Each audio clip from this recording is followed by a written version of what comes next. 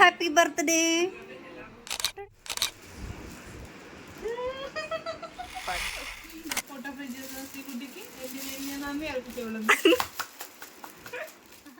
Hello guess, ചേച്ചിയുടെ birthday ആണെന്ന്. അപ്പോൾ നമ്മളൊരു സർപ്രൈസ് കൊടുക്കാനായിട്ട് പോവാണ്. നമ്മളിത് കേക്കൊക്കെ ഓൾറെഡി സെറ്റ് ചെയ്തുകൊണ്ടിരിക്കുവാണ്. ചേട്ടൻ നേരത്തെ തന്നെ കേക്കും പോപ്പറും കാൻഡിൽസും ബാക്കി സാധനങ്ങളെല്ലാം വാങ്ങിച്ച് വെച്ചിട്ടുണ്ടായിരുന്നു. അപ്പോൾ ഞാനും ദിവസവും കൂടെ അതെല്ലാം അറേഞ്ച് ചെയ്തുകൊണ്ടിരിക്കുകയാണ്. കാരണം 12 മണിയാവാനായിട്ട് എനിക്ക് കുറച്ച് ടൈമേ ഉള്ളായിരുന്നു.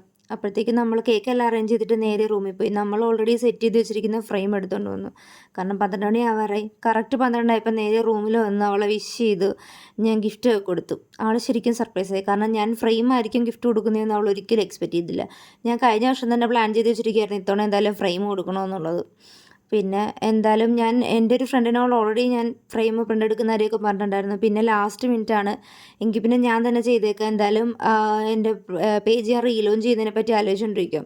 എങ്കിൽ പിന്നെ ഇതിൽ നിന്ന് തന്നെ നമുക്ക് സ്റ്റാർട്ട് ചെയ്തേക്കാമെന്ന് ഓർത്ത് ഇത് തന്നെ ഞാൻ ആദ്യം ഫ്രെയിം ഇടുന്നത്. അങ്ങനെ ഓൾറെഡി 2 ദിവസം മുന്നേ ഞാൻ ഫ്രെയിമൊക്കെ ഇട്ട് സെറ്റാക്കി വെച്ചിരിക്കുമായിരുന്നു. കാരണം പോസ്റ്റ് ചെയ്യാൻ പറ്റത്തില്ലല്ലോ, ബർത്ത്ഡേ കഴിയാതെ എങ്ങനെയാണ് പോസ്റ്റ് ചെയ്യുന്നതെന്ന് ഓർത്ത് ഞാൻ ഹൈഡാക്കി വെച്ചിരുന്നതായിരുന്നു. എന്തായാലും ഫ്രെയിം കണ്ടപ്പോൾ അവൾക്ക് ഒത്തിരി ഇഷ്ടപ്പെട്ടു. ഞങ്ങളുടെ ഒരുമാതിരി ഒരു 2-3 വർഷം മുന്നേ തൊട്ടുള്ള ഫോട്ടോ വെച്ചിട്ടാണ് ഞാൻ സെറ്റ് ചെയ്തിരുന്നത്. ഒത്തിരി പഴയ മെമ്മറീസ് അതിലുണ്ട്. ടോട്ടൽ 10 ഫോട്ടോസായിരുന്നു ഞാൻ വെച്ചിരുന്നത്. അതിനകത്ത് ഇപ്പം കറൻ്റ്ലി ഉള്ള ഫോട്ടോസും ഉണ്ട്. ഇവരുടെ ആക്ച്വലി കല്യാണത്തിന് മുന്നേ തൊട്ടുള്ള ഫോട്ടോസ് ഞാൻ അതിനകത്ത് ആഡ് ചെയ്തിട്ടുണ്ട്. കൂടുതലും ഞാനും അവളും കൂടെ നിൽക്കുന്നതായിരുന്നു ഞാൻ സെലക്ട് ചെയ്തിട്ടുണ്ടായിരുന്ന ഫോട്ടോസ്. പിന്നെ കൊടുത്തതിന് എനിക്ക് നന്ദിയൊക്കെ പറഞ്ഞു. അങ്ങനെ കുറേ ഇതായിരുന്നു. പിന്നെ നേരെ കേക്ക് മുറിക്കാനായിട്ട് ഞങ്ങളെ വിളിച്ചുകൊണ്ട് വന്നു. അതിൻ്റെ എക്സൈറ്റ്മെൻ്റ് ആണ് ആൾക്ക്. പിന്നെ എല്ലാവരെയും വിളിച്ച് നമ്മൾ കേക്ക് മുറിക്കാനായിട്ട് ക്യാപ്പൊക്കെ ഉണ്ടായിരുന്നു, ക്യാപ്പൊക്കെ വെച്ച് കൊടുത്ത് അങ്ങനെ എല്ലാം അറേഞ്ച് ചെയ്ത് എല്ലാവരെയും വിളിച്ചുകൊണ്ടിരിക്കുക. കാരണം കേക്ക് മുറിക്കുമ്പോൾ ആരും ഇല്ലെന്ന് പിന്നെ പരാതി പറയരുതല്ലോ. അങ്ങനെ നമ്മൾ സിറ്റ് ഔട്ടിലായിരുന്നു എല്ലാം സെറ്റ് ചെയ്തിരുന്നത്. പാട്ടൊക്കെ വൈബാക്കി ആളെ കേക്ക് മുറിക്കാൻ നമ്മൾ കൊണ്ടുവന്നു.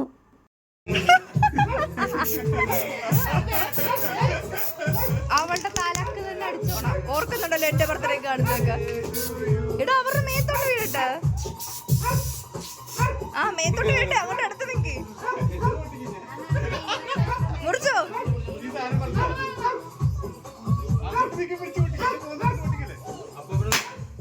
എന്റെ ചെവി.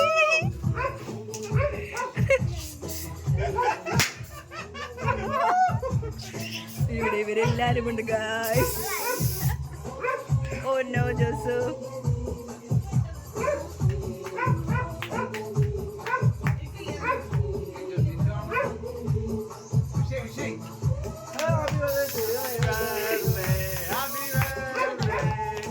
അങ്ങനെ നമ്മൾ കേക്കൊക്കെ മുറിച്ച്, പിന്നെ കേക്ക് മുറിച്ച് തന്നെ നമ്മൾ എല്ലാവർക്കും ഷെയർ ചെയ്യണമെന്നാണല്ലോ. കേക്ക് മുറിച്ച് അവളൊരു പീസ് കൊടുക്കുന്നു, അവൾക്ക് എല്ലാവരും കൊടുക്കുന്നു, അങ്ങനെയായിരുന്നു. അപ്പോൾ എല്ലാവരുടെയും ഫോട്ടോയും ആവുമല്ലോ. അങ്ങനെ എല്ലാവരും കൊടുത്തു. പിന്നെ ജോസു കൊടുക്കാൻ നിന്നപ്പോഴത്തേക്കും ജസ്റ്റ് കേക്ക് ഒന്ന് അവളുടെ മുഖത്ത് കേൾക്കാനും ട്രൈ ചെയ്ത് പിന്നെ ജസ്റ്റ് ഒരു ടച്ചിൽ അതങ്ങ് വിട്ടിരുന്നു. പക്ഷെ ഞാൻ എപ്പോഴും എയിം ചെയ്ത് വെച്ചിട്ടുണ്ടായിരുന്നു ഗൈസ്. പിന്നെ ഇതാണ് ഷിനോണ്ണൻ.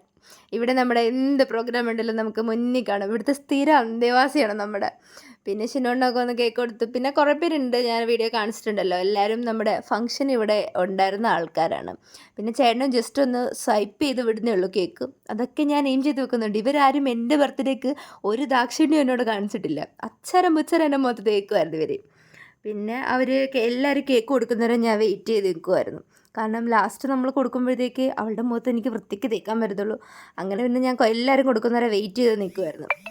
അങ്ങനെ ഒരു ലാസ്റ്റ് ഞാൻ ചെന്ന് അത്യാവശ്യം വലിപ്പത്തിൽ തന്നെ ഒരു പീസ് ഞാൻ കട്ട് ചെയ്തെടുക്കുമായിരുന്നു. കാരണം അവൾക്ക് കൊടുത്തിട്ട് ബാക്കി ഫേസിൽ ഫുൾ ആവണമല്ലോ.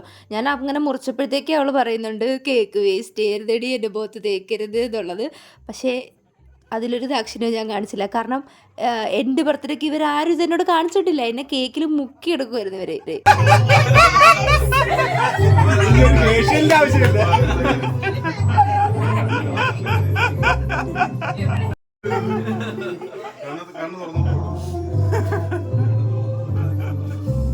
ഞാനാണ് ലാസ്റ്റ് കേക്ക് കൊടുത്തതെന്ന് പറയുന്നപ്പോഴായിരുന്നു ദേ ഇവർ രണ്ടുപേരും കൂടെ കേക്ക് കൊടുക്കാനുണ്ടായിരുന്നു. പിന്നെ അവരും വന്ന് അവൾക്ക് കേക്കൊക്കെ കൊടുത്തു.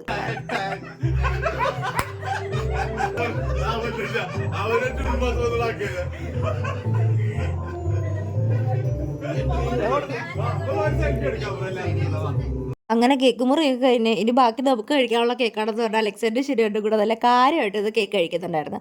പിന്നെ നമ്മൾ കുറച്ച് ഫോട്ടോസും കാര്യങ്ങളും ഒക്കെ എടുത്തിട്ടുണ്ടായിരുന്നു. കാരണം ഇതെല്ലാം ഒരു മെമ്മറി ആണല്ലോ.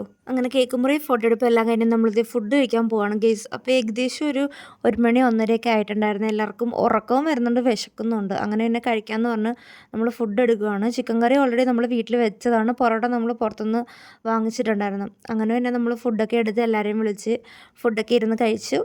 അപ്പോൾ അവൾക്കെന്തായാലും നല്ലൊരു ബർത്ത്ഡേ ആയിരുന്നു. പിന്നെ നമ്മളും എല്ലാവരും നല്ലപോലെ എൻജോയ് ചെയ്തു. ഫുഡ് കഴിക്കാനിരുന്നിട്ട് എല്ലാവരും അങ്ങോട്ടും ഇങ്ങോട്ടും കളിയാക്കുകയും ഒരാൾ ഫോട്ടോ എടുക്കുന്നു, മറ്റേയാൾ അൺഎക്സ്പെക്റ്റഡ് ആയിട്ട് പോസ് കൊടുക്കുന്നു. അങ്ങനെ നല്ല വൈബായിട്ട് ചില്ലായിട്ട് പോവായിരുന്നു ഗെയ്സ്. അതിനിടയ്ക്ക് ഇവർ നല്ല രീതിക്ക് എനിക്കിട്ട് താങ്ങുന്നുണ്ടായിരുന്നു. ഹലോ ഗെയ്സ് പറഞ്ഞിട്ട് നല്ല രീതിക്ക് എന്നെ എന്താ നല്ലപോലെ ട്രോളി വെച്ചിരിക്കുമായിരുന്നു എല്ലാവരും കൂടെ. അത് ഷിനോണ്ണായിരുന്നു അതിനകത്ത് മെയിൻ. അത്രയേ ഉള്ളൂ. അപ്പോൾ ഓക്കെ ബായ്.